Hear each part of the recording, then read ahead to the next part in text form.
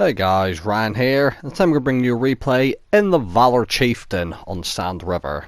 Now this is going to be a game that's played on the same day as the previous setter replay, so I'm going to be platooned with Felix and Athena again. And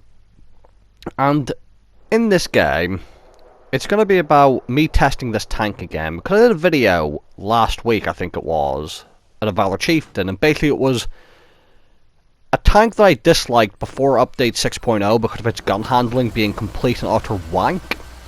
And I don't know about you guys, but maybe they actually worked well for you. But for me, before update 6.0, this tank was shit.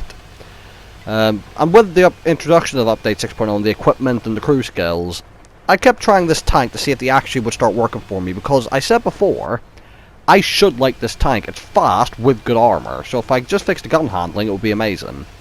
And that's what I'm going to try and show this game. Now, it is Sand River, as stated before, and they do have an artillery. But it's Russian artillery, so they don't have the best gun arc, so I'm going to come to these sand dunes here in order to try and go hull down, because the Chieftain is a very good hull down tank. But you may have noticed, as good as my tank is hull down, the enemies have a better hull down tank, and that they have a Kranwagen on their team. So we'll see how that turns out for us later. Now, my first shot of the game, I just tracked the Kamphander 50T, which is a bit of a shame. Do get a nice shot into the side of the M103, and now I'm waiting for the enemies, but I just reload a little bit too slow. Now, the other thing I should mention is this is encounter mode, as you can see on the map by the cap circle being in the center. But I'm expecting most of their team to be over here, including their artillery, so I am trying to be a little bit wary. Now, I see the machine, he is showing a bit too much side, so I'm just going to go for the overmatch shot, which thankfully I do hit. And now I saw an enemy crossing over, and I'm waiting for him to see if he's going to cross, and it's the M103, and he is indeed trying it. And so far, every shot I fired has been a hit, other than, well, the Kamphander 50T was a hit. I just only blew his tracks off. And the 268 V5 was more just me being late on the shot, rather than it missing. Now, the Conqueror's hull down, and I get hit by something that's not very hard and is still camoed, so I'm assuming it's a Swedish TD of some description. So what you saw there was me opening up the enemy team list to see if they did have a Swedish TD, because that's the first thing that went to my mind when I got hit, because I only lost a few hundred hit points, and I didn't see the enemy. And it turns out they do actually have the Tier 9 STRV on their team, so I'm just assuming that's what that was. It pretty much had to be. Now, you're going to see that even though we've got teammates to my right, I'm still a bit wary of the enemies that could potentially show up from the right. So I'm going to worry about enemies to the right, and I've got to worry about facing the enemies to the left in case I get spotted by the STRV. And as good as my armor is, that thing's got insane penetration and insane accuracy, so I kind of don't want to test him, really. Because you've seen how my actions work in this game, which is really good, so I can only imagine what an STRV's accuracy is going to be like.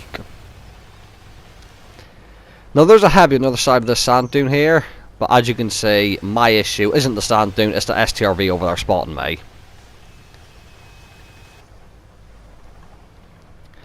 Now, the Kamphander 50T just pulls back, and I'm trying to wait and see if he's going to just pull a little bit further forward, but it just gets slapped by an ally, and that does mean he's going to suddenly decide he doesn't want to peek that corner anymore.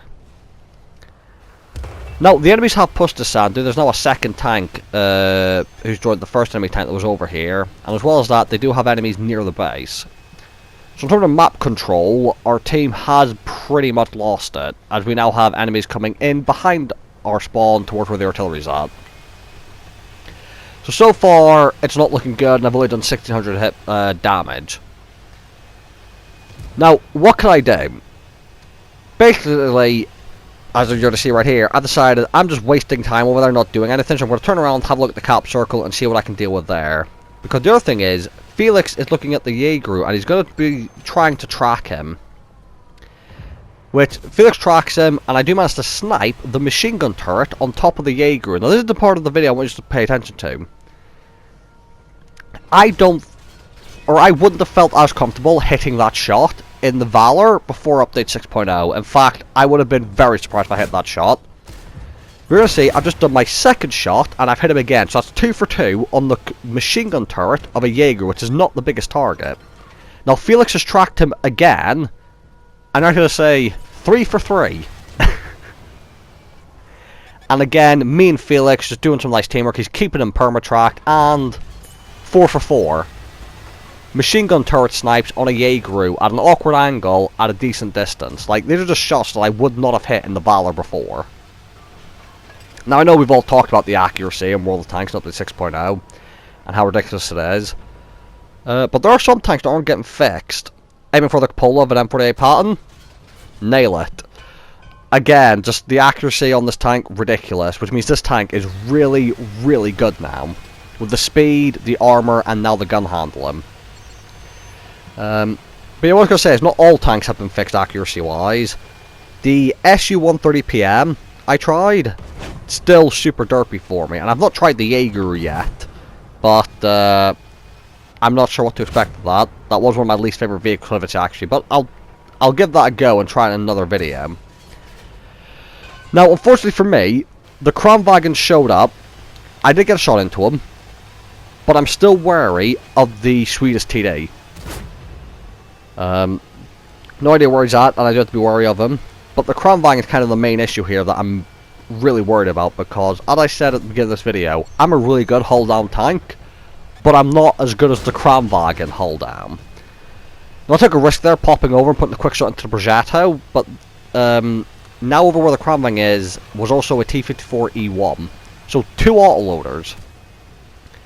Now, Athena's going to have a quick look round, and the STRV and the M48 pattern are going to get spotted, and I'm going to try and pull the snipe in STRV. And again, that was such a small shot, and I actually managed to hit it. Now, of course, having really good accuracy doesn't mean you've got perfect accuracy, as I do bounce that shot and miss his cupola.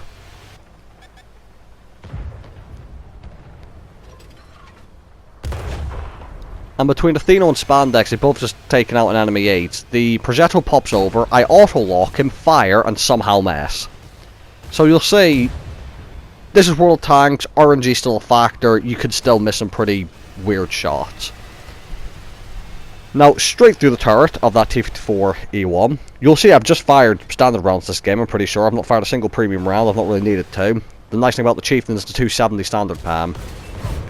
Now, I did get a tracking shot into the Kranvagn, but he's got a hold-on position on me.